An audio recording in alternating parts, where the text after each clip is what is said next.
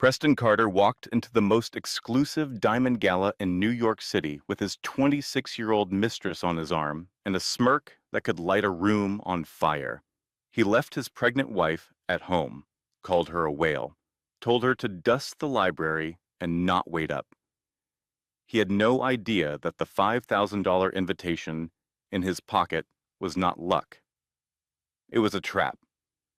He had no idea that every dollar in his bank account, every deal he ever closed, every suit on his back came from one person. The woman he left, crying over a cold Thanksgiving dinner. The woman he never once touched on the belly while she carried his daughter. The woman he told she was nothing. Because here is what Preston did not know. His quiet, invisible, broken little housewife. She owned the hotel he just walked into. She owned the bank holding his mortgage. She owned his entire company through 12 shell corporations. And tonight, in front of 500 of the most powerful people in America, she was about to step out of the shadows in a $12 million sapphire necklace and burn his kingdom to the ground. But this is not just a revenge story, because what happened after the gala? That is where the real nightmare begins. The public turned against her. His lawyer came for her baby, and at 3 in the morning, he showed up at her door. This story will change the way you see silence, strength, and survival. Because the most dangerous woman in the room is never the one who is screaming. It is the one who has been quiet for 5 years and just stopped pretending. Lesson and meaning. Before we begin, here is what this story is really about. It is not about money. It is not about revenge. It is about a woman who was told she was worthless every single day for 5 years and chose to believe it until the day she chose not to. If you have ever stayed too long with someone who made you feel invisible, if you have ever been afraid to leave because you thought you had nothing, this story is for you. Your silence is not weakness. Your patience is not stupidity. And your comeback does not need $1 billion. It just needs one decision. Preston Carter walked into the Diamond Gala with a woman on his arm who was not his wife and a smirk on his face that could have powered the chandelier above him.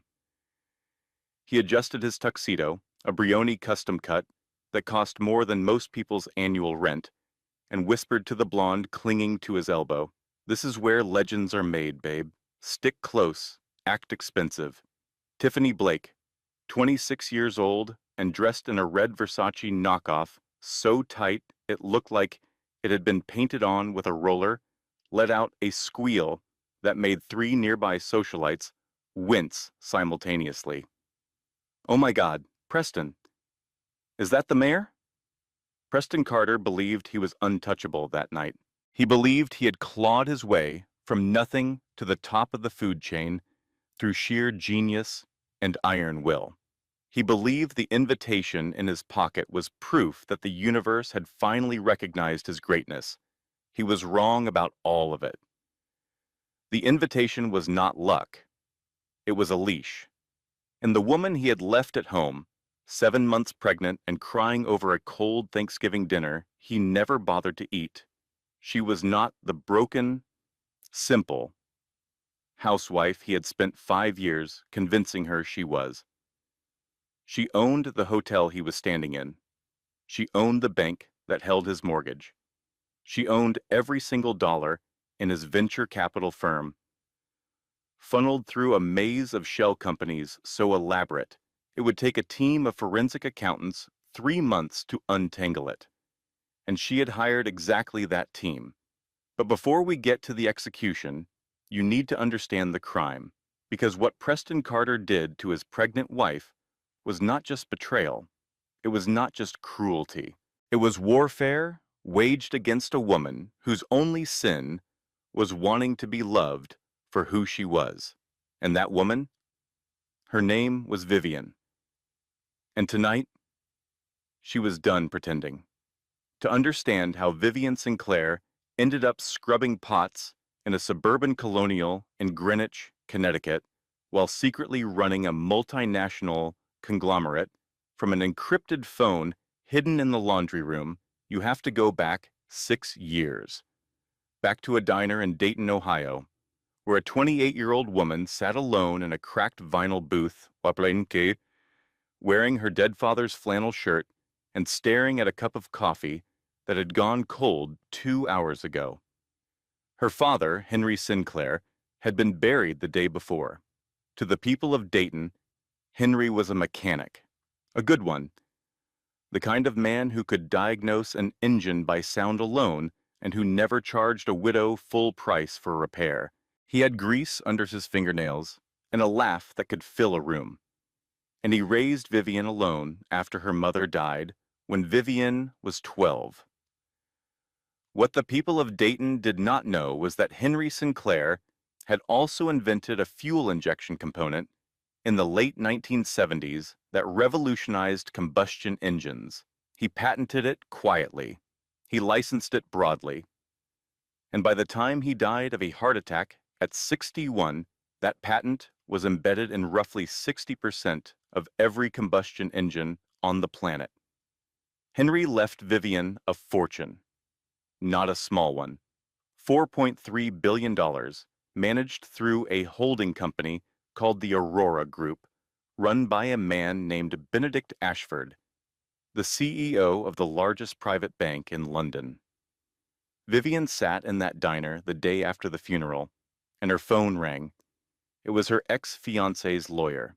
The ex-fiancé who had stolen $2 million from her personal account and vanished to Costa Rica 6 months earlier when he discovered exactly how much she was worth. The lawyer's voice was slick and rehearsed. Miss Sinclair, my client feels it would be mutually embarrassing to pursue legal action. He suggests a quiet resolution. Vivian hung up without a word. She stared at a reflection in the diner window. Rain streaked the glass, distorting her face into something she did not recognize. She saw a woman who had been betrayed by the first man she ever trusted with her heart, whose father was gone, whose mother was a memory, and whose money had become a curse that turned every relationship into a transaction. She picked up her phone and called Benedict Ashford. "Benedict," she said, her voice steady despite the tears still drying on her cheeks. "I want to disappear, create a new background, move my operations entirely to remote management. Vivian Sinclair dies today." There was a long pause on the line. "And who is born in her place, madam?"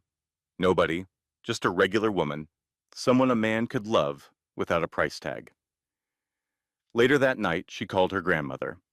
Gloria Sinclair was 72 at the time, sharp as a tack and twice as pointed. She lived in the same house in Dayton, where she had raised Henry, and she was the only person on earth who knew the full scope of what Vivian was about to do. "Grandma," Vivian said, "I am going to find someone who loves me with nothing. I am going to live like a normal person and see if real love actually exists." Gloria was quiet for a moment. Then she said something Vivian would carry with her for the next 6 years, like a stone in her pocket. "Baby, if you want to test a man, do not watch how he treats you when you are shining. Watch how he treats you when you are struggling. That is the only test that matters." Vivian moved to Westport, Connecticut. She rented a small apartment above a bakery. She got a job waitressing at a restaurant she secretly owned through 3 layers of corporate holdings. She wore jeans from the clearance rack and drove a Honda Civic with a dent in the bumper. And she met Preston. He was charming. God, he was charming. He had this way of looking at you like you were the only person in the room, like whatever you were saying was the most fascinating thing he had ever heard. He opened doors. He pulled out chairs. He remembered that she liked her coffee with oat milk and 1 sugar, and he would have it waiting for her when she arrived at the coffee shop where they had their second and third and fourth dates. On their third date, they were walking past a grocery store when an elderly woman dropped 2 bags of groceries on the sidewalk. Cans rolled into the street. The woman looked like she might cry. Preston did not hesitate. He jogged over, scooped up every can, carried both bags to her car, and refused the $5 bill she tried to press into his hand. He came back to Vivian with a sheepish grin. Sorry about that. Could not just walk past, you know. That was the moment Vivian fell in love, not because of the gesture itself, but because of how effortless it seemed. Like kindness was his default setting. She would replay that moment 1,000 times over the next 5 years, trying to understand how the man who helped a stranger with her groceries became the man who told his pregnant wife she looked like a whale. They married after 18 months. Vivian told Preston she had a small inheritance from her father, enough for a down payment on a house. What she actually did was buy the house outright through a shell company and create a fake mortgage that Preston believed he was paying with the profits from his new venture capital firm, Carter Ventures. That was his baby, his proof that he was somebody. What Preston did not know was that every single investor, every client, every deal that came through his door was routed from the Aurora Group through a labyrinth of shell companies with names like Nebula, Holdings, and Orion Acquisitions. Vivian was his only investor, his only client, his only source of income. She did this not to trap him, but because she loved him and wanted him to feel successful. She wanted him to have confidence. She wanted the man she married to thrive. She just did not expect him to thrive by becoming a monster. The transformation did not happen overnight. It never does. Abuse is not an earthquake. It is erosion. It is water wearing away stone so slowly that by the time you notice the canyon, you cannot remember what the landscape looked like before. Year 1 was beautiful. Preston brought flowers every Friday. He cooked dinner on Sundays. He called her my girl and meant it, or at least it sounded like he meant it, which in the beginning felt like the same thing. He would wrap his arms around her from behind while she washed dishes and press his lips to her neck and whisper, "How did I get so lucky?" Year 2, the first crack appeared. They were getting ready for a dinner party, and Vivian came downstairs in a blue dress she had bought that afternoon. Preston looked at her for a long moment, and something shifted behind his eyes. "You are wearing that? It is a little plain, do you not think? Maybe something with more shape. You have been looking a little, I do not know, soft lately." She changed. She told herself it was not a big deal. Couples give each other feedback. That is normal. That is healthy. Year 3, the feedback became constant. He stopped saying please. He stopped saying thank you. The flowers stopped. The Sunday dinners stopped.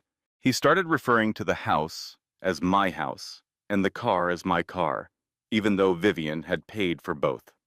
You do not contribute, Vivian. You waitress part-time and you putter around this house. I am the one building something. I am the one with the vision. You should be grateful I keep you around. Year 4, the cruelty calcified into something permanent. He would come home late, smelling like expensive perfume that was not hers. And when she asked where he had been, he would look at her with such withering contempt that she felt herself shrink. "I was working, Vivian. Working. Something you would not understand because you have never built anything in your life. Now make me something to eat. I am starving." She knew she could end it at any time. She knew she could pick up the encrypted phone hidden in the laundry hamper, call Benedict, and have Preston removed from her life with the efficiency of a surgeon excising a tumor. She had the money. She had the lawyers. She had the power. But she also had hope. That stupid, stubborn, beautiful, destructive thing called hope. She kept waiting for the man from the coffee shop to come back, the man who helped the old woman with her groceries, the man who called her my girl. She kept giving him one more chance, and then one more, and then one more after that. Here is something nobody tells you about abusive relationships. The victim is not weak. Staying takes an incredible amount of strength, the wrong kind of strength, turned inward, crushing you slowly from the inside. The bravest thing Vivian Sinclair ever did was not building a billion-dollar empire from a diner booth in Ohio. It was waking up every single morning next to a man who made her feel invisible and choosing to keep going. Year 5, he hired Tiffany Blake. Tiffany was 26, blonde, ambitious. She had a degree in communications from a state school and a talent for telling powerful men exactly what they wanted to hear. Preston hired her as his executive assistant at Carter Ventures, and within 3 months, she was answering his personal phone, picking up his dry cleaning, and meeting him at the St. Regis Hotel every Tuesday afternoon while he told Vivian he was at board meetings. Vivian knew. Of course she knew. She had access to every financial record, every credit card statement, every GPS log from the car she leased through Aurora. She watched the hotel charges appear on the corporate card. She watched the jewelry purchases. She watched a $12,500 Cartier diamond pendant get listed in the company ledger as computer hardware server upgrade. She watched all of it, and she felt her heart break so slowly and so completely that by the time there was nothing left to break, she barely noticed the silence where love used to be. And then, in month 3 of the affair, Vivian discovered she was pregnant. She told Preston, over dinner, she had made his favorite meal. She set the table with candles. She put the ultrasound photo in a small envelope next to his plate. Preston opened the envelope. He looked at the photo. He looked at Vivian. And for one shining, desperate moment, she saw something flicker in his eyes that looked like the man she married. A baby, he said softly. A girl, Vivian whispered. We are having a daughter. Preston set the photo down. He picked up his fork. He took a bite of food, and then he said, without looking up, well, I hope she gets your looks, because my genes are wasted on someone who is just going to end up as a housewife anyway. He went upstairs after dinner. He did not mention the baby again for 3 weeks. But Vivian sat at that table long after the candles burned down, her hand on her stomach, and made a different kind of decision. She was not staying for Preston anymore. She was not hoping for Preston anymore. She was done with hope. She was planning. She picked up the encrypted phone. She called Benedict. The gala, she said. When is the Diamond Gala this year? December 14th, madam. The invitations were sent last week. Send one to Preston. Make sure it looks like it came from the event committee. VIP table, near the front. Benedict paused. And the board presentation? Move it to that night. I want the full forensic audit ready. Henderson, the legal team, everyone. Madam, Benedict said carefully, are you certain? Vivian looked down at the ultrasound photo still sitting on the table, next to Preston's half-eaten dinner and the candles that had melted into pools of wax. I am certain, she said. My daughter is not going to be born into a lie. The weeks before the gala were supposed to be a countdown to liberation. Instead, they became the worst weeks of Vivian's life. It started with Thanksgiving. Vivian was 6 months pregnant. She woke up at 5 in the morning and spent the entire day cooking. Turkey with sage stuffing, homemade cranberry sauce, green bean casserole, and sweet potato pie made from Preston's mother's recipe, the one he had told her about on their second date, the one he said reminded him of being a kid in New Jersey before his father left. She set the table with the good china. She lit candles. She put on the nicest maternity dress she owned, a soft green number that made her feel almost pretty. despite the weight of 7 months of pregnancy and 5 years of neglect. She even set out Preston's favorite bourbon with a single large ice cube, the way he liked it. Preston came home at 9:15 at night. The turkey was cold, the candles had burned halfway down, the ice cube had melted into a sad puddle of diluted whiskey. He walked into the dining room, looked at the spread, and wrinkled his nose. I already ate. The team had dinner at Nobu. You know I cannot eat this heavy stuff, Vivian. It is so pedestrian. Vivian's hands were trembling, but she kept her voice steady. I made your mother's sweet potato pie. You said it was your favorite. Preston loosened his tie with a sharp tug. That was before I developed a palate, Vivian. Throw it away, all of it, and clean this up. The house smells like a school cafeteria. He walked upstairs without looking at her belly, without asking about the baby, without saying, Happy Thanksgiving. Vivian sat down at the table. She picked up a fork. She ate her Thanksgiving dinner alone, tears falling into the sweet potato pie she had spent 3 hours making from memory because she wanted to give her husband something that tasted like home. Later that night, curled on the couch because she could not bear to lie next to him, she called Ruth Washington, her best friend since their freshman year at college. Ruth was a pediatric nurse in Bridgeport, the kind of woman who said exactly what she thought and did not apologize for the volume. Viv, leave him tonight. Pack a bag and come to my apartment. I will make up the guest room. I am 7 months pregnant, Ruth. I cannot just leave. You are a billionaire, Vivian. You can do literally anything. That is not the point. I wanted this to be real. I wanted him to love me, for me. If I reveal who I am now, I will never know. Know what? Ruth's voice cracked with frustration. He treats you like garbage. That is your answer. The test is over, Viv. He failed. Listen to me. When someone shows you who they are the first time, believe them. You have given him 5 years of second chances. That is not love, honey. That is a hostage situation. Vivian closed her eyes. Not yet. The gala is in 2 weeks. I have a plan. After the gala, it is over. I promise. Ruth was silent for a long time.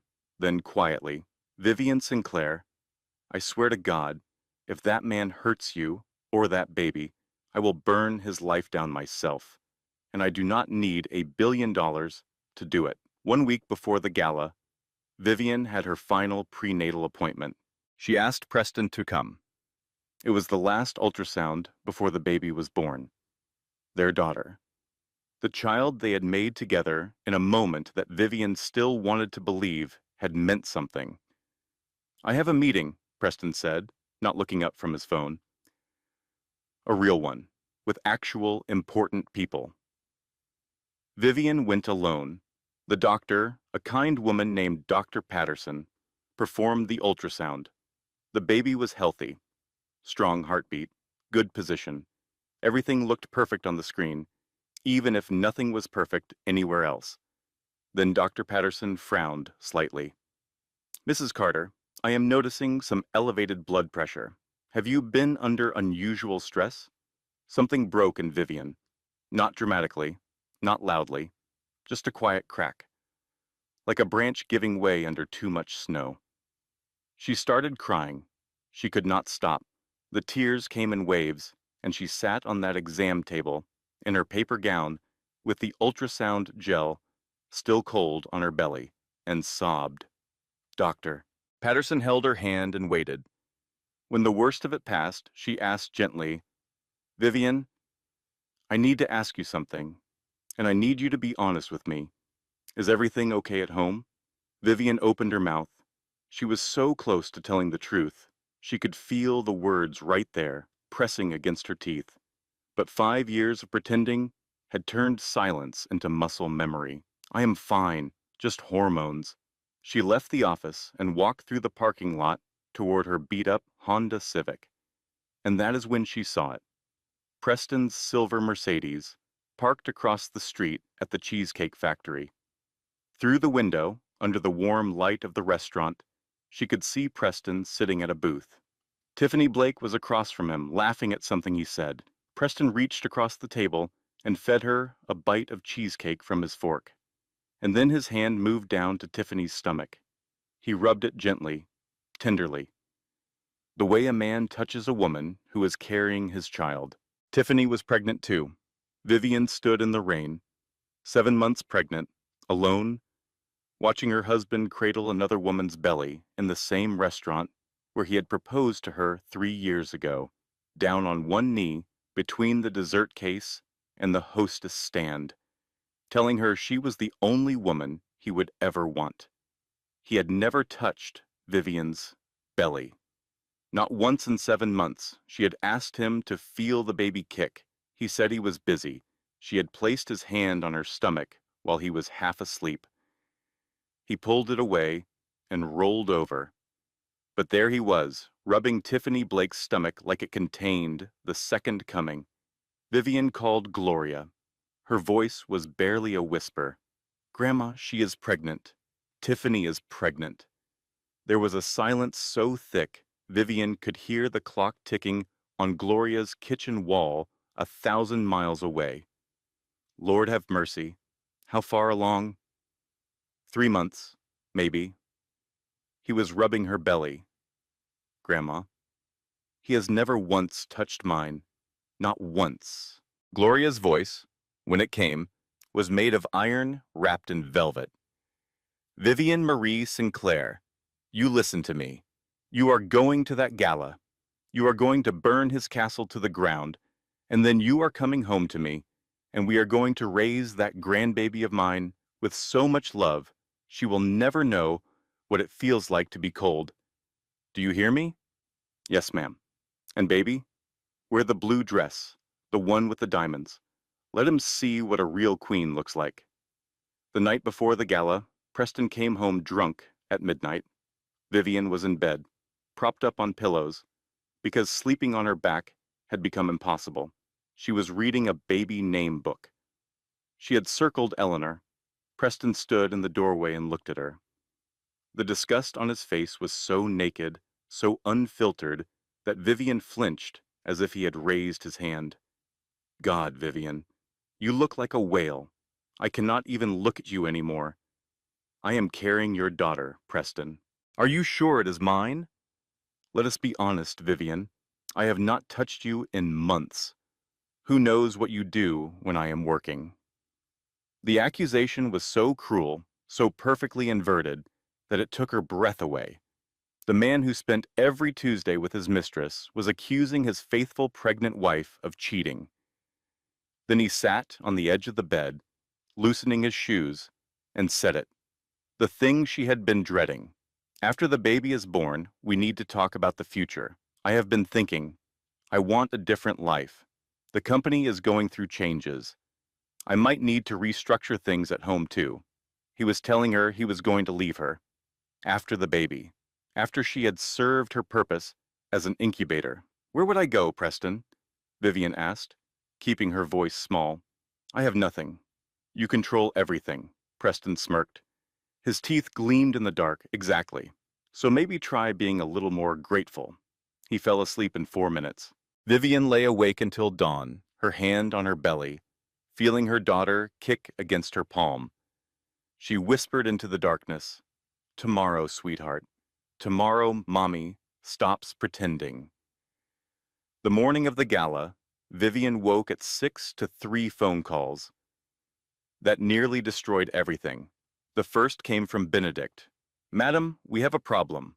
A board member, I will not name him yet until security confirms, has leaked information to a financial journalist at the Wall Street Journal. They know the Aurora Group owner will be revealed tonight. If the story breaks before you control the narrative, Preston could see it, panic, and flee the country or destroy evidence." The second call came from Ruth. "Viv, I just ran into Tiffany Blake at the nail salon on Main Street. She was loud. She was bragging to two friends. She said Preston is filing for divorce Monday morning. His lawyer told him, "You get nothing because you have no income. They think you are destitute, Viv. They are going to try to take the house." The third call came from Vivian's attorney. "Mrs. Carter, I need to inform you that a $500,000 home equity loan was taken out against your Greenwich residence yesterday. The signature on the application is yours, but we have confirmed through handwriting analysis that it is a forgery. Your husband forged your signature to secure funds. Our sources indicate the money was used as a down payment on a condominium in Stamford. The deed is in Tiffany Blake's name. 3 catastrophes in 45 minutes.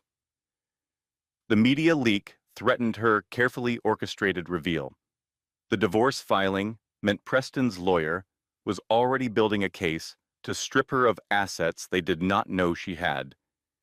And the forged signature was a federal crime that, if discovered through normal channels, could unravel her cover before she was ready. Vivian sat on the edge of the bed. Preston was in the shower, singing, actually singing, some pop song about living your best life. She could hear him through the bathroom door, happy and confident, preparing for his big night at the gala, completely unaware that the woman sitting 15 feet away from him owned the water he was showering in. She called Benedict back. "Kill the leak. I do not care how. Pay the journalist for an exclusive post-gala interview, whatever it takes. But that story does not run until I am on that stage." "Done," Benedict replied. "And the forged signature? Add it to Henderson's file. Page 4. She hung up and called Ruth. "I need you tonight, not just as my friend. I need you in that room. Back table, near the door. If things go sideways, I need someone I trust who is not on my payroll." Ruth did not hesitate. "I will be there. And Viv, whatever happens tonight, I am proud of you." Preston emerged from the bathroom in a cloud of steam and expensive cologne.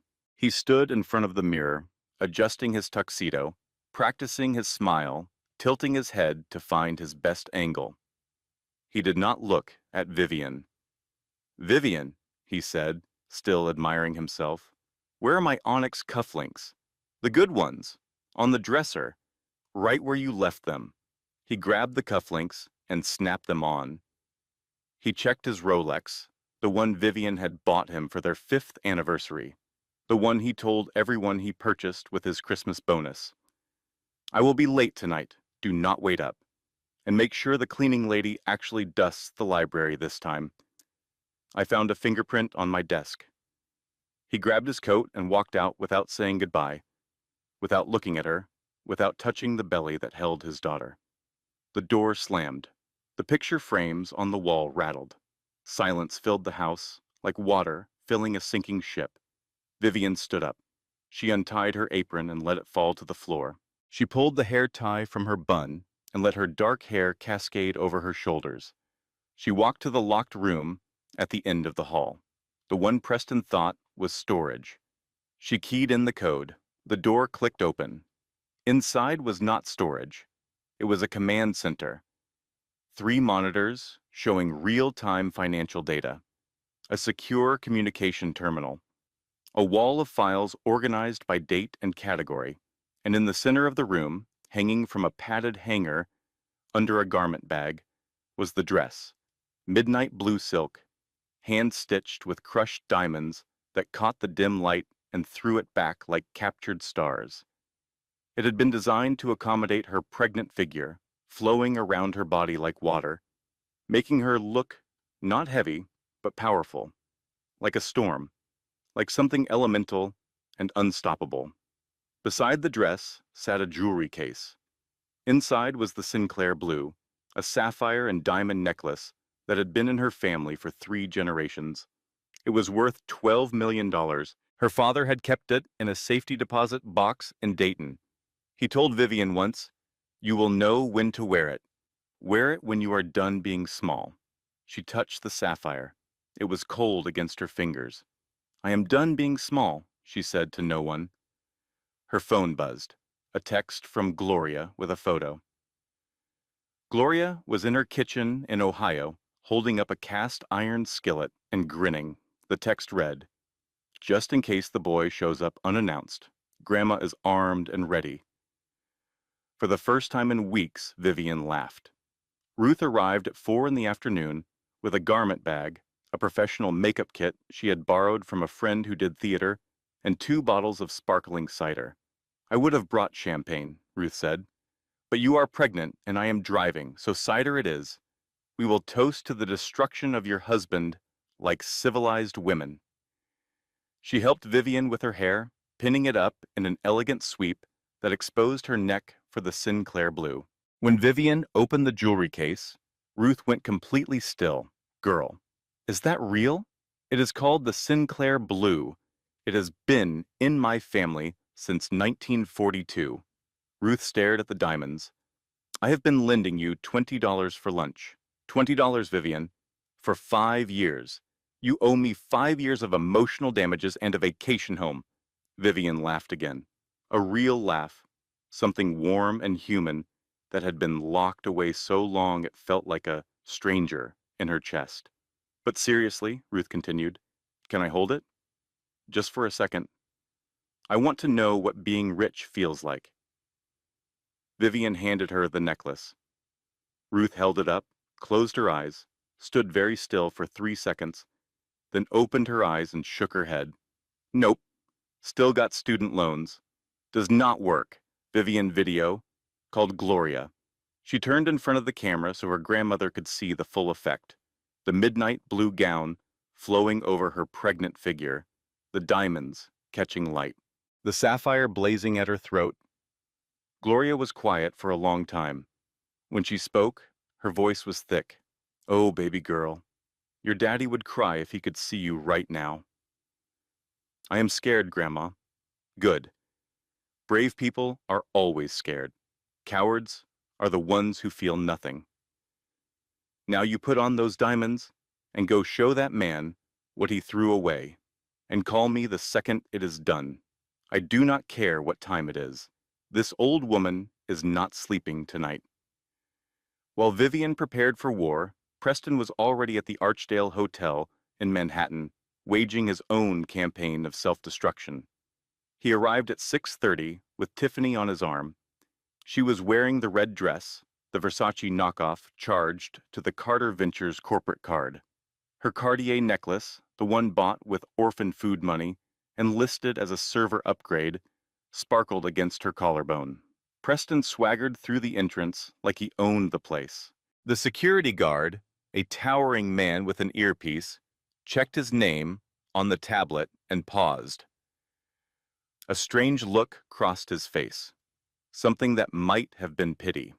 "Right this way, Mr. Carter. You have a table near the front." Preston grinned at Tiffany. "See? Near the front. That is power, babe." Inside, the ballroom was a cathedral of wealth. Crystal chandeliers the size of small cars hung from the gold-leafed ceiling. Waiters in white gloves moved like silent phantoms. The city's elite circulated in clusters, their laughter soft, their jewelry loud. Preston scanned the room with the desperation of a man who needed to be seen. He spotted Grant Holloway, a rival investor who had outmaneuvered him on a tech deal 3 months prior. Grant was speaking with a group of older men in impeccable suits. "Grant." "Good to see you," Preston said, inserting himself into the circle with the subtlety of a car alarm. Grant turned, his eyes narrowing as he took in Preston and the flashing red beacon that was Tiffany. "Preston, did not think you made the cut for this list. It is invite only." "I have my connections," Preston lied smoothly. "This is Tiffany."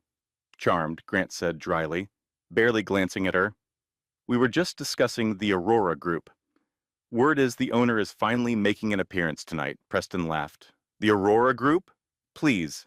It is probably some old man in a wheelchair hiding in Switzerland." I heard the whole thing is a shell for money laundering.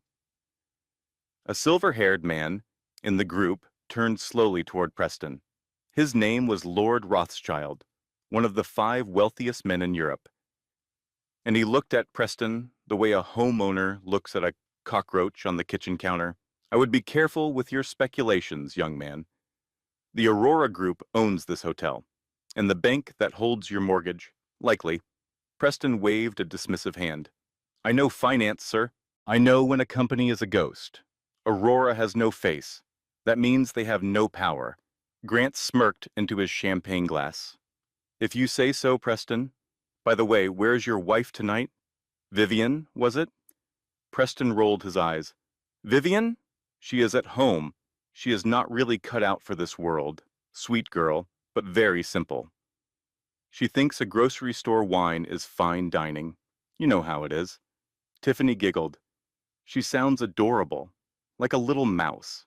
Exactly, Preston agreed, taking a glass of champagne from a passing tray. A mouse. I need a lioness. He squeezed Tiffany's waist and laughed at his own joke, completely unaware that the mouse he left at home was about to walk through those doors and eat him alive. At precisely 8 o'clock, the lights in the ballroom dimmed. The murmur of 500 conversations died like a candle being snuffed. A single spotlight hit the grand staircase at the far end of the room, illuminating the marble steps like a runway to heaven or to hell, depending on where you were sitting. The master of ceremonies stepped to the microphone. He was a well-known actor with a voice like aged bourbon. Ladies and gentlemen, thank you for joining us for the 50th annual Diamond Gala. Tonight is a historic occasion. For decades, the Aurora Group has funded hospitals, charities, and the arts from the shadows. Tonight, the chairwoman has decided to step into the light. Preston nudged Tiffany. Watch. It is going to be some old lady. Bet you $10. Please welcome, the announcer continued, the owner and chairwoman of the Aurora Group, Madame Vivian Sinclair. The champagne glass slipped from Preston's fingers and shattered on the marble floor. The sound was swallowed by the collective gasp that moved through the room like a wave. Sinclair. That was Vivian's maiden name, but that was impossible. Her father was a mechanic. Preston had met him before he died. He had seen the grease under his fingernails. He had eaten the man's barbecue. The double doors at the top of the staircase swung open, and there she was. Vivian stood at the top of the stairs in a gown of midnight blue silk that cascaded over her pregnant figure like a waterfall made of twilight. Crushed diamonds caught the spotlight and threw it back in 1,000 directions, making her shimmer like something not entirely human. The Sinclair blue sapphire blazed at her throat, $12 million of crystallized power. Her dark hair was swept up, exposing the elegant column of her neck. She was 7 months pregnant, and she was the most commanding person in the room. She began to descend. Every click of her heels on the marble was measured, deliberate. She moved like a woman who owned the ground she walked on, which, as it happened, she literally did. The crowd parted. 500 of the wealthiest, most powerful people in New York City stepped aside like the Red Sea, and Vivian walked through them without looking left or right. Her eyes were fixed on one person. Preston. He stood paralyzed at his table, his mouth open, his face cycling through emotions so fast it looked like a slot machine trying to land on something coherent. Confusion, shock, recognition, fear. Tiffany tugged his sleeve. Why does that lady look like your wife? Only like a goddess version. Grant Holloway, standing close enough to hear, allowed himself a small, satisfied smile. I think, Preston, that is the mouse you left at home. Vivian reached the bottom of the stairs. She stopped 10 feet from Preston. 4 security guards flanked her. Benedict Ashford stood at her right side, immaculate in a charcoal suit. Marcus Henderson, the forensic accountant, stood at the left, holding a leather folio like a death warrant. Vivian looked at Preston.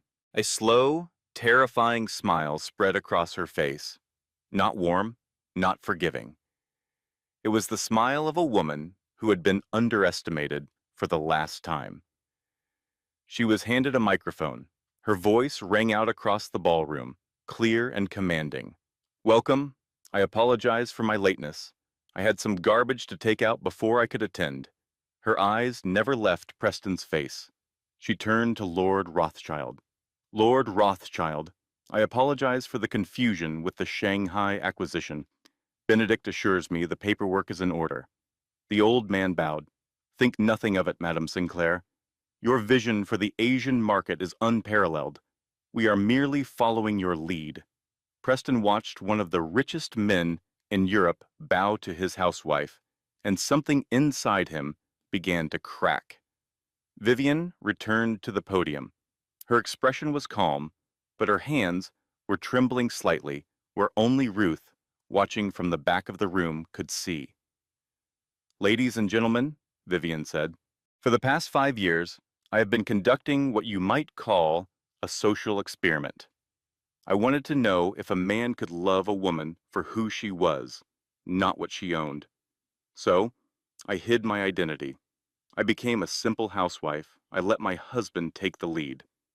She pressed a button. The massive screen behind her flickered to life. It displayed a corporate flowchart. At the top, the Aurora Group. Below it, a web of shell companies.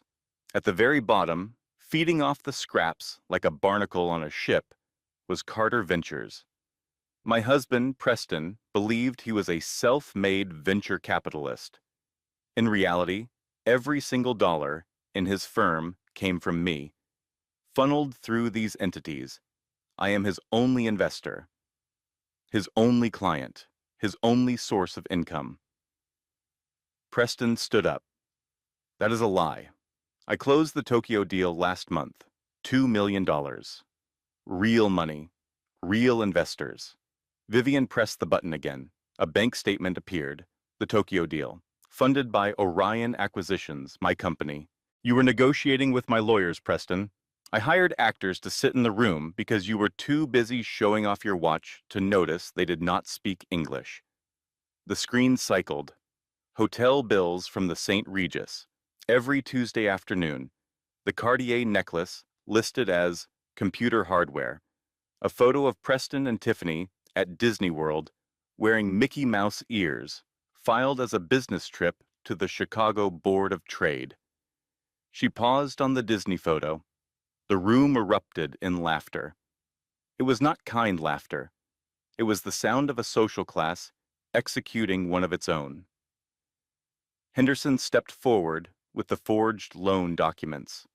"And this," Henderson announced, "is a home equity loan for $500,000, taken out yesterday against the marital residence using a forged signature. The funds were used to purchase a condominium in Stamford, Connecticut, currently deeded to Miss Tiffany Blake." Henderson turned to Tiffany. "That necklace you are wearing, Miss Blake, it was purchased with a corporate card registered to a nonprofit subsidiary dedicated to feeding orphans in Sudan. You are technically wearing the food budget for an entire village around your neck." Tiffany's hands flew to the Cartier pendant. She clawed at the clasp, tearing it off. "Get it off me! Get it off! He told me he was rich. He told me he was self-made." "He is self-made," Vivian said. "He made himself into a criminal." The final reveal. Henderson held up a yellowed birth certificate. "Ladies and gentlemen, the man we have been calling Preston Carter was born Preston Allen Mallory in Trenton, New Jersey. He changed his name 4 years ago. Before that, he was a junior shift manager at a rental car agency who was terminated for renting vehicles to himself on weekends. The humiliation was total. The man in the borrowed suit, with the borrowed name and the borrowed life, had nothing left to hide behind. FBI agents entered through the side doors. "Preston Allen Mallory," the lead agent announced, "you are under arrest for wire fraud, bank fraud, aggravated identity theft, and embezzlement. As they cuffed him, Preston screamed across the room. "I loved you, Vivian. In my own way, I loved you." Vivian did not scream back. She simply reached up to unclasp the Sinclair blue from her neck. She held it up, the sapphire blazing under the chandeliers. "You did not love me, Preston. You loved I loved the reflection of yourself you saw in my money. But the mirror is broken now." The agents dragged him through the double doors. The heavy wood slammed shut, cutting off his protests. The ballroom erupted in applause. Vivian raised her glass of water. "To the future. May it be honest, may it be bright, and may it be ours." For 48 hours, Vivian Sinclair was the most celebrated woman in America. The gala footage went viral within the hour. Every major news network ran the story. Billionaire wife exposes fraudster husband at Diamond Gala. The clips of Preston's face as he realized his entire life was a puppet show accumulated 200 million views across platforms in 2 days. The photo of him in Mickey Mouse ears became a meme. People made T-shirts. Someone auto-tuned Henderson's forensic presentation into a rap song that hit the top of the comedy charts. Vivian was home in Greenwich, sitting on the couch with her feet up, an ice pack on her swollen ankles, watching the coverage, with Ruth beside her. For the first time in 5 years, the house felt quiet in a good way, not the silence of suppression, but the silence of peace. Ruth handed her a cup of herbal tea. "You did it, Viv. It is over. You actually did it." Vivian rubbed her belly. The baby was kicking, strong and steady, as if applauding from the inside. "Yeah, I guess I did." Then Ruth's phone buzzed. She glanced at it. Her smile vanished. The color drained from her face like someone had pulled a plug. "Viv, you need to see this." It was a video, posted on social media from the county jail. Tiffany Blake, mascara streaked, in an orange jumpsuit, filmed by her cellmate holding a smuggled phone. She was crying. Real tears, or performed ones, it did not matter. The effect was devastating.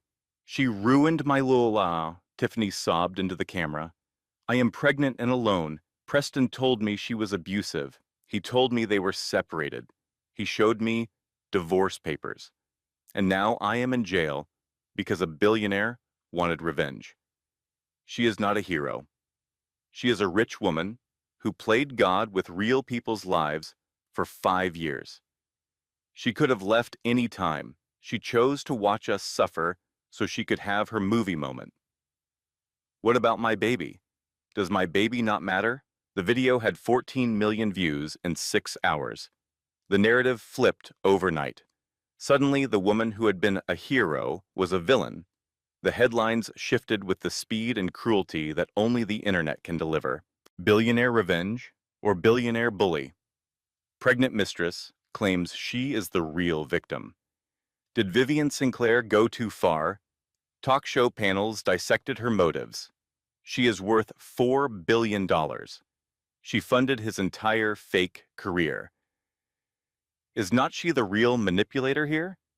A prominent columnist wrote a piece titled "The Problem with Billionaire Justice" that argued Vivian had treated human beings like chess pieces for her own amusement.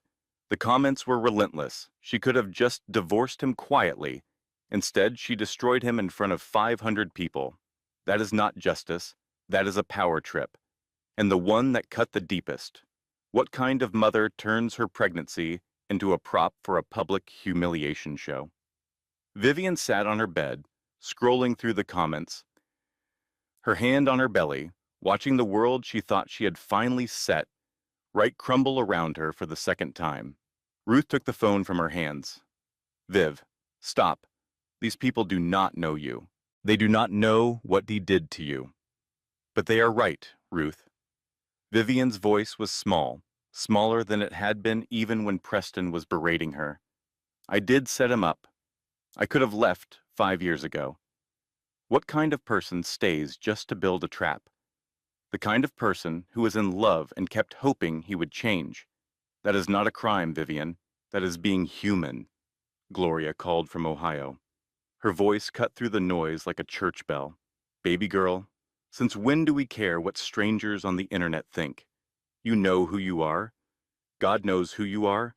And that baby knows who you are. Everyone else can kick rocks. Then she said something Vivian needed to hear more than anything. Let me tell you something I learned the hard way. When you fight a monster, everybody cheers. But the second you win, they start asking if you fought too hard. Do not you dare apologize for surviving. Women have been apologizing for being strong since the beginning of time. It stops with you. Vivian wiped her eyes. Okay, Grandma. But the public backlash was not the real threat. That came 30 minutes later, when Benedict called with the voice he reserved for genuine emergencies. Madam, I need you to sit down. Preston's new attorney, a man named Harlan Drake, has filed 3 emergency motions. First, a claim of entrapment. He is arguing you deliberately funded Preston's criminal activity to trap him, which could constitute conspiracy. Second, a custody petition. Preston is seeking full custody of your unborn daughter, claiming you are psychologically unstable and used your pregnancy as a prop in a public spectacle. Third, a countersuit for $50 million, alleging you engaged in fraudulent inducement of marriage by concealing your identity. Vivian's blood went cold. He wants custody of Eleanor? A family court judge has granted a temporary hearing for next week. If Drake can prove you orchestrated the criminal activity, the federal charges could be reduced. And more importantly, he could establish a basis for the custody claim. The room tilted. Vivian gripped the edge of the bed. The baby kicked hard, as if sensing her mother's distress. He cannot take my daughter, Benedict. He cannot. He will not, Benedict said firmly. But we need to prepare. This is no longer about revenge, madam. This is about survival. Vivian spent 3 days in what Ruth would later call the dark place. She did not eat properly. She did not sleep. She sat in the nursery she had been secretly decorating for months. The one with pale yellow walls and a white crib and a stuffed elephant she had bought on a whim at a farmer's market, because it reminded her of one her father had given her as a child. She rocked in the chair and held her belly and talked to her daughter. I was supposed to protect you. I was supposed to be smarter than this. And now he might take you away from me because I was too proud to just walk away. I am so sorry, baby. I am so sorry. Ruth found her there on the 3rd morning. She sat down on the floor, leaned against the crib, and said nothing for a long time. Then, stop. Vivian looked at her. Stop right now, Ruth said. You are not losing this baby. Over my dead body, over Gloria's dead body, over Benedict Ashford's extremely proper British dead body. It is not happening. So stop mourning something that has not happened and start fighting. What do we actually have? Vivian stared at her friend. Then something shifted in her eyes. Not the cold calculation of the Gala. Something warmer, more desperate. The ferocity of a mother. She picked up the encrypted phone. She called Benedict. Emergency meeting. Full team. 1 hour. The team assembled via secure video. Benedict from London. Henderson from his gray office in Midtown. Vivian's legal team from their conference room. And Detective Sarah Crawford from the FBI's Financial Crimes Division, who had been working Vivian's case for 18 months. The entrapment claim, Vivian said, her voice steady now. It falls apart if we can prove I was cooperating with law enforcement the entire time. Benedict, I need the email chain with the FBI pulled and filed with the court. Every communication, every report, every timestamp. Benedict nodded. Already in process, madam. We have 147 documented exchanges with the Bureau dating back 18 months. You were not enabling criminal activity. You were building a federal case under the supervision of law enforcement. Detective Crawford spoke up. I can confirm that in court. Mrs. Carter, or rather, Mrs. Sinclair, was a cooperating witness. She approached us a year and a half ago with evidence of financial irregularities in her husband's firm. We directed her to continue monitoring while we built the case. Everything she did was within the scope of our investigation. The custody claim, Vivian continued. What do we need? A character witness, her lawyer said. Someone who can testify to your fitness as a mother in the context of why you concealed your identity. Someone the judge will trust implicitly. Vivian thought for a moment. Then she smiled for the first time in 3 days. Get my grandmother on a plane. The hearing took place the following Thursday in a family court in Stamford, Connecticut. The courtroom was packed. Reporters lined the hallway. Preston appeared via video from the correctional facility, wearing his khaki jumpsuit, his lawyer Harlan Drake doing the talking. Drake was good. Vivian had to give him that. He was a silver-haired bulldog who spoke in measured, reasonable tones that made unreasonable arguments sound almost logical. Your Honor, Drake said, even if we accept that Mrs. Carter cooperated with law enforcement, the fundamental fact remains. She maintained a false identity for the entire duration of her marriage. She deliberately deceived her husband about who she was. That constitutes a profound psychological manipulation. A woman who would manipulate a man so completely for 5 years is not a fit custodial parent. Vivian's attorney, a woman named Patricia Webb, stood up. Your Honor, we would like to call a character witness. Gloria Sinclair, the petitioner's grandmother. Gloria walked into that courtroom like she owned it. She was 78 years old, moving slowly with a walking cane, wearing a floral dress and her Sunday church hat. She looked like the grandmother in a Norman Rockwell painting. She looked like the grandmother every person in that courtroom wished they had. She took the oath and settled into the witness chair with the comfort of a woman who had faced far worse things than a court of law. Drake approached her. Mrs. Sinclair, is it not true that your granddaughter deliberately deceived her husband about her financial status for the entire duration of their marriage?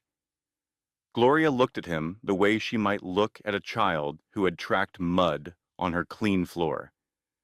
Young man, my granddaughter watched her first fiancé steal $2 million and disappear to Costa Rica. She watched every man she dated turn into a gold digger the second they smelled money. One of them stole from her. Another leaked her private information to a tabloid. A third proposed after 2 weeks and asked for a joint bank account before the ring was even sized. Gloria leaned forward. So yes, she hid who she was, because she wanted one man, just one, to love the woman instead of the wallet. That is not deception, counselor. That is self-preservation. And if you cannot tell the difference, I feel sorry for your wife. A murmur rippled through the courtroom. The judge, a middle-aged woman named Judge Harrison, pressed her lips together in what was definitely not a smile, because judges do not smile at witness testimony. Drake pressed on. But the duration, Mrs. Sinclair, 5 years of deception. Gloria tilted her head. 5 years of cooking that man's meals. 5 years of washing his clothes. 5 years of being called stupid and ugly, and a wail while carrying his child. 5 years of watching him spend her money on another woman. And you want to talk to me about deception? My granddaughter is not the deceiver in this marriage, counselor. She is the one who got deceived about who she married. Judge Harrison made her ruling in 40 minutes. The custody petition is denied. There is no evidence before this court that Mrs. Sinclair Carter is an unfit parent. The countersuit is dismissed with prejudice. The entrapment claim has no merit given the documented cooperation with federal law enforcement. Additionally, the court notes that the respondent, Mr. Mallory, is currently facing federal charges that include forging his wife's signature on a loan application. The court finds his claims of victimhood difficult to credit. In the hallway outside the courtroom, Vivian hugged Ruth so hard they both nearly fell over. Gloria patted her hip and said, "Now can we go get lunch? Justice makes me hungry." The night after the hearing, Vivian slept for 12 hours straight. It was the deepest sleep she had gotten in months. She dreamed about her father. He was in his workshop, bent over an engine, and he looked up at her and smiled. "You did good, Vivi. Now go rest." She woke up feeling lighter than she had in 5 years. The custody threat was gone. The federal case against Preston was airtight.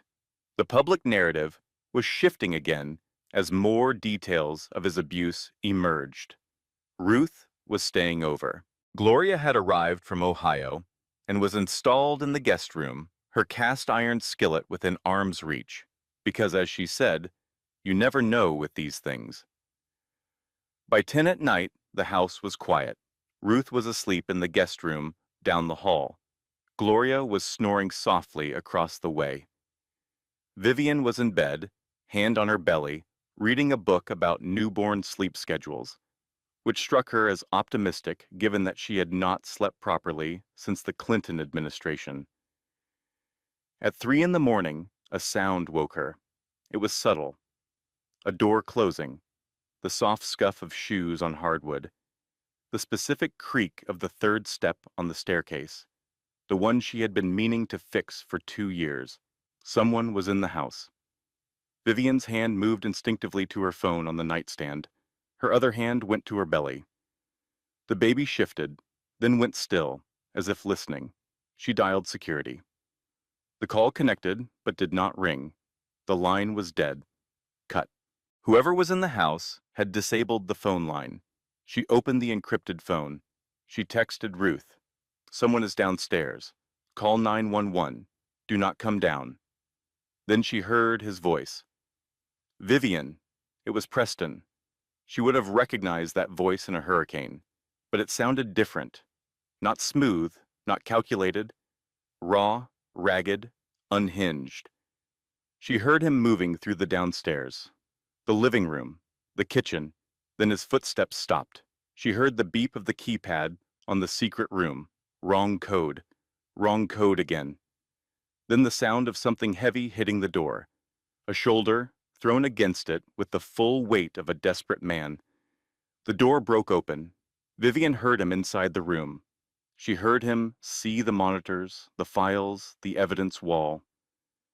She heard a sound that was half laugh, half sob, then his footsteps on the stairs, slow, heavy, coming up. He appeared in the bedroom doorway. He was wild-eyed. His hair was matted. He smelled like bourbon.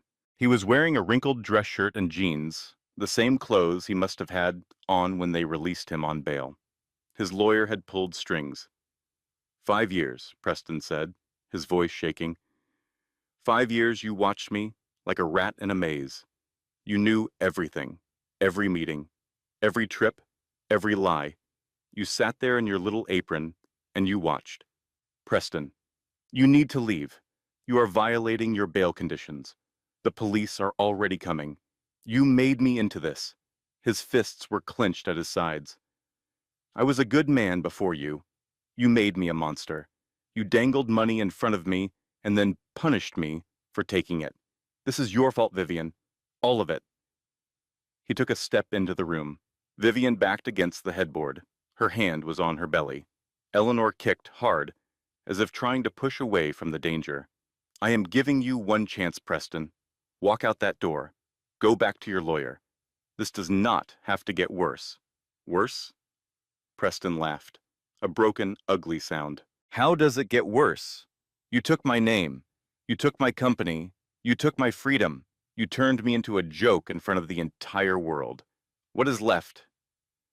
From the hallway came a voice, sharp, calm, absolutely fearless, your dignity boy, but you lost that a long time ago. Gloria Sinclair stood in the doorway, 78 years old, 5 feet 2 inches tall, wearing a bathrobe with pink flowers on it. In her right hand was a 12-inch cast iron skillet, held at shoulder height with the confidence of a woman who had been swinging heavy cookware since before Preston was born. I am 78 years old, Gloria said, stepping into the room. I have buried 2 husbands. I survived Jim Crow. I survived a hip replacement. I survived my son dying in my arms. You think I am afraid of you? Preston stared at the tiny old woman with the frying pan. For a moment, the rage in his eyes flickered into something else. Confusion. Maybe shame. Sit down, Gloria commanded. Preston did not sit down, but he took a step back. That was enough. Ruth appeared behind Gloria, phone pressed to her ear. Preston, I have 911 on the line. Police are 4 minutes away. You have exactly 240 seconds to decide if you want to add breaking and entering to your list of federal charges. The 4 minutes felt like 4 hours. Preston stood in the hallway, breathing hard, fists clenching and unclenching, staring at Vivian through the bedroom door. She stared back, one hand on her belly, refusing to look away. The sirens came first. Then the lights, red and blue, strobing through the windows like a heartbeat. The police came through the front door, 2 officers, then 2 more. They found Preston in the hallway, exactly where he stood when Gloria told him to stop. He did not resist. The fight had gone out of him, replaced by something empty and defeated. As they cuffed him and led him down the stairs, he turned his head one last time.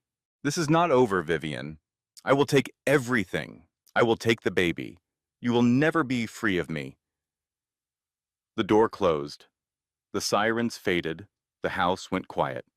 Vivian slid down the headboard until she was sitting on the bed, her knees drawn up as far as her belly would allow. Her whole body was shaking. Ruth wrapped a blanket around her shoulders. Gloria sat on the edge of the bed and placed one weathered hand on Vivian's knee. It is okay, baby. He cannot hurt you anymore. Vivian's voice came out in a whisper. What if he is right? What if I made him into this? Gloria was quiet for a moment. Then she squeezed Vivian's knee and spoke with the authority of a woman who had lived long enough to know the difference between a hard truth and a convenient lie. Vivian Marie, a woman does not make a man cruel. A cruel man just waits until he is comfortable enough to show it. You did not create the monster, baby. You just gave it a nicer cage. If someone you love ever shows up like that, drunk, angry, threatening, do not try to reason with them. Do not try to calm them down. You call for help and you get behind a locked door. Your safety is not negotiable. Not for love, not for history, not for anyone. 3 months later, on a warm morning in April, Vivian Sinclair gave birth to a 7-pound, 4-ounce baby girl in a hospital in Dayton, Ohio. She named her Eleanor Ruth Carter Sinclair. Eleanor for Eleanor Roosevelt because Vivian wanted her daughter to carry the name of a woman who turned pain into power. Ruth for the friend who stayed when everyone else was just watching. Gloria was in the delivery room, which was not technically allowed, but Gloria had simply walked in and sat down, and nobody on the hospital staff had the courage or the desire to ask a 78-year-old grandmother with a walking cane to leave. Ruth held Vivian's hand through the whole thing. At one point, during a particularly intense contraction, Vivian squeezed so hard that Ruth yelped and said, "I need that hand for my job, Viv. I am a nurse. I use needles." When Eleanor arrived, screaming and furious and beautiful, Gloria cried. Ruth cried. Vivian cried. Even Benedict, watching via video call from London at 2 in the morning, his time, removed his glasses and dabbed his eyes with a monogrammed handkerchief. "She is perfect, madam," Benedict said. "Absolutely perfect." "Of course she is," Gloria sniffed, holding the baby with the practiced ease of a woman who had been holding babies for longer than most people had been alive. "She is a Sinclair." The weeks that followed were the quietest of Vivian's life. She was staying at Gloria's house in Dayton, the same house where her father grew up, the same porch where Henry used to sit on summer evenings and whittle animals out of wood for Vivian when she was small. The dogwood trees were blooming. The yard smelled like fresh-cut grass and the beginning of things. Eleanor slept in a bassinet next to Vivian's bed, making the small, contented sounds that newborns make when they feel safe, which is the only sound in the world that can make a woman who has been through hell believe that everything might actually be okay. Ruth came to visit on a Saturday in May. She brought diapers, a casserole, and a bottle of sparkling cider because, as she said, "We still have not properly toasted." They sat on Gloria's porch. Eleanor was asleep on Vivian's way chest, her tiny fist curled around a strand of her mother's hair. The afternoon light was golden and warm, the kind of light that makes even ordinary things look like paintings. "So?" Ruth said, pouring cider into two mismatched glasses from Gloria's cupboard. "Give me the updates. I want the full rundown." Vivian took a sip. "Preston was sentenced last month. 8 years federal prison. No parole eligibility for 5. His lawyer tried to negotiate, but after the break-in, the judge was not sympathetic. The bail violation added another 18 months. Good, Ruth said. Tiffany had her baby. A boy. She named him James. She took a plea deal. 6 months probation, 200 hours of community service. She moved back to her parents' house in Virginia. Ruth raised an eyebrow. "And how do you feel about that?" Vivian was quiet for a moment, watching a robin hop across Gloria's lawn. "I set up a trust fund for her son. Anonymous. He will have enough for college and a start in life." Ruth stared at her. "You are kidding. That child did not choose his parents, Ruth. He did not ask for any of this. He deserves a chance to be something other than a consequence." Ruth shook her head slowly. "You are a better person than I am, Vivian Sinclair." "No," Vivian said. "I am a mother, and I know what it is like to grow up without enough people in your corner." "What about the company? The public stuff?" Carter Ventures was dissolved. All assets returned to Aurora. Benedict handled the unwinding. The name Carter has been removed from everything. Vivian paused, and the public narrative shifted after The Atlantic ran a long-form profile. The journalist, to her credit, talked to Dr. Patterson, my obstetrician. She talked to Ruth. She talked to the neighbors who heard Preston yelling at me through the walls. She talked to the waitresses at the restaurant who watched me come to work with red eyes for 2 years. The article was not about a billionaire getting revenge. It was about a woman surviving abuse, and people finally saw the full picture. There is something nobody tells you about justice. It does not feel the way you think it will. Vivian had spent months planning the gala, imagining the moment of revelation, the satisfaction of watching Preston's world collapse. And there was satisfaction. She would not lie about that. Watching the mask fall from his face, watching the room see him for what he truly was, that was real and it was powerful. But it did not heal anything. The satisfaction faded within hours, replaced by exhaustion and grief and the complicated, ugly work of rebuilding a life that had been built on a lie. What healed was this. Sitting on a porch in Ohio with her best friend and her grandmother and her daughter, listening to the birds, feeling the sun, being known fully and completely by people who loved her regardless of whether she was a billionaire, or a waitress, or a woman in a faded gray sweater. Gloria came out onto the porch carrying a tray with 3 glasses of sweet tea and a plate of cookies. She moved slowly these days. The cane was always close, but her eyes were sharp and her tongue was sharper. Are you two going to sit here moping all day? Or are you going to help me eat these cookies before I eat them all myself and blame it on the dog? We do not have a dog, Grandma. Then I will blame it on Eleanor. She cannot talk yet. She will not argue. They laughed. It was the kind of laughter that comes from a place beyond amusement. The laughter of women who have earned the right to find things funny again. Gloria took Eleanor from Vivian's chest and settled into the rocker with the baby cradled against her shoulder. She looked down at the tiny face, so new, so unmarked by the world's cruelty. Your daddy would have loved this little girl, Gloria said softly. I know, Vivian said. I just wish I had not wasted 5 years, Grandma. 5 years on a man who never existed. Gloria rocked slowly. Baby, those 5 years gave you Eleanor.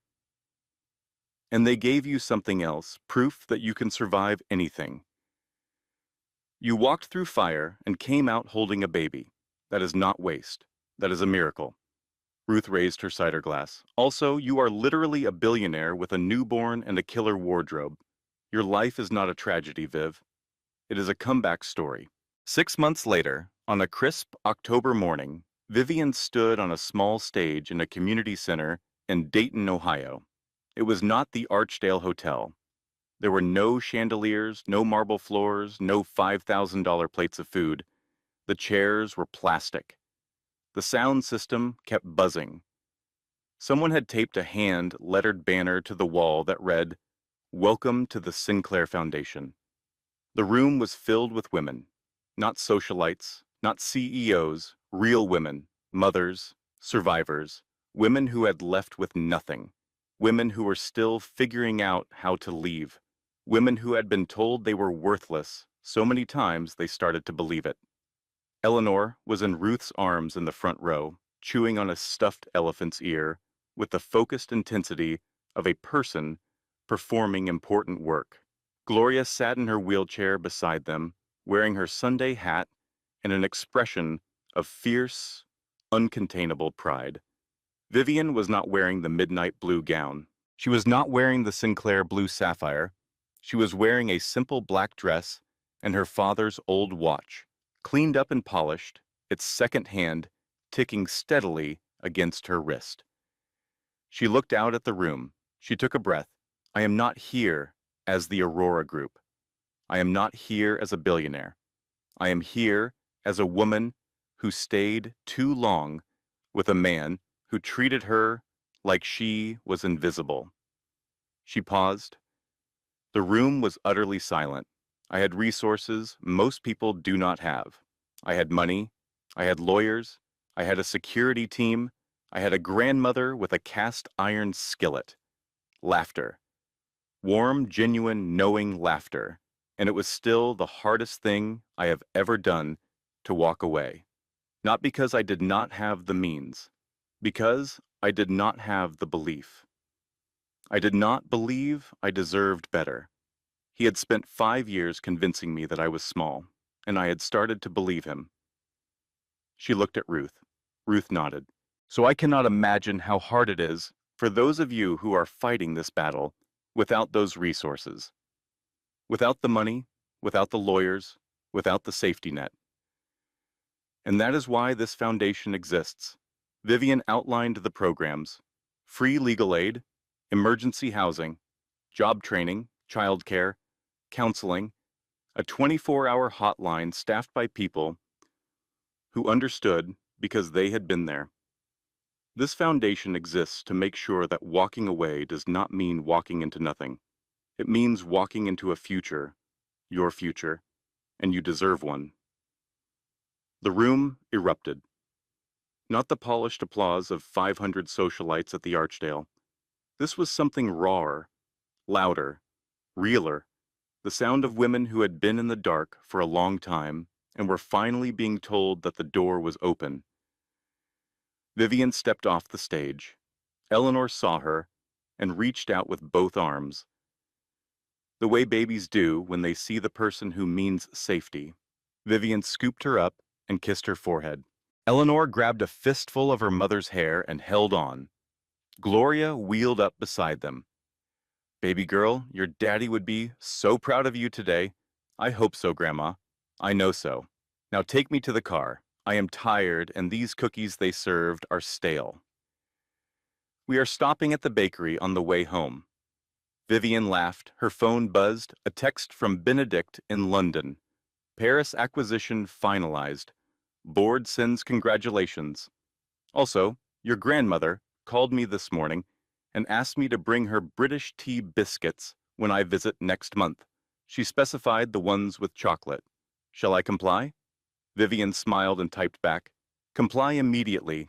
Do not disappoint her. She has a skillet." She carried Eleanor out of the community center and into the October sunlight. The air smelled like fallen leaves and the beginning of something new. Ruth walked beside her. Gloria rolled along behind them, critiquing the landscaping. That is the story of how Vivian Sinclair built an empire, lost herself inside a lie, survived the cruelest kind of betrayal, and found her way back to who she always was. Not a billionaire, not a housewife, not a victim, or a villain, or a queen, just a woman, a mother, a daughter, a friend, a woman who finally believed she deserved better. And she was right. If this story hits home for you or someone you love, do me a favor. Hit that like button right now. It takes 1 second, but it helps this story reach another woman who might need to hear it tonight. Drop a comment below and tell me, was Vivian right to expose him at the gala? Or should she have just walked away quietly? I genuinely want to hear your verdict. And if you are new here, subscribe and tap that bell so you never miss another story of drama, betrayal, and justice served exactly the way it should be. Now let us begin. Closing statement. This content was carefully researched, developed, and manually edited by our team to deliver meaningful storytelling with real-life lessons. Every character, every scene, and every twist was crafted with purpose, to entertain, to inspire, and to remind you that no one deserves to be treated as less than they are. Thank you for watching until the end. We will see you in the next story.